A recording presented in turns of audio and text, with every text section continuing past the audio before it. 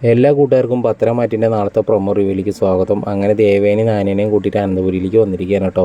ദേവേനി മനസ്സിൽ കരുതുന്നുണ്ട്, ഇനി ആരൊക്കെ എന്തൊക്കെ പറഞ്ഞാലും എൻ്റെ മരുമോളെ ഞാൻ ഒരിക്കലും വിട്ട് കളയില്ല എന്ന് പറയുകയാണ്. ഈ സമയം വീട്ടിൽ വന്ന നയനയോട് മുത്തശ്ശൻ പറയണം, മോൾ ഒരിക്കലും ഇങ്ങനെ മാറി നിൽക്കാൻ പാടില്ലായിരുന്നു. മുത്തശ്ശിക്കും മുത്തശ്ശനൊക്കെ എത്രമാത്രം വിഷമായി എന്നറിയോ. ഇനി ആരൊക്കെ എന്തൊക്കെ പറഞ്ഞാലും മോൾ ഈ വീട് വിട്ട് പോരുത് കേട്ടോ എന്ന് പറയുകയാണ്.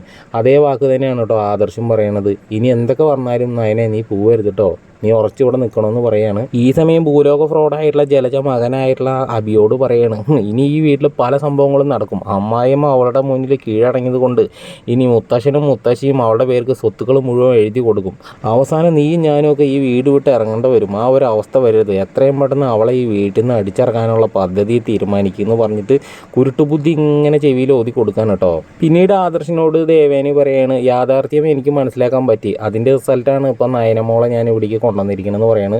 അത് കേൾക്കുമ്പോൾ ആദർശിന് വളരെയധികം സന്തോഷമാവണം കേട്ടോ സുഹൃത്തുക്കളെ. അപ്പോൾ ലൈക്ക് അടിച്ച് നമ്മുടെ ചാനലും സബ്സ്ക്രൈബ് ചെയ്ത് സപ്പോർട്ട് ചെയ്യണേ കൂട്ടുകാരെ.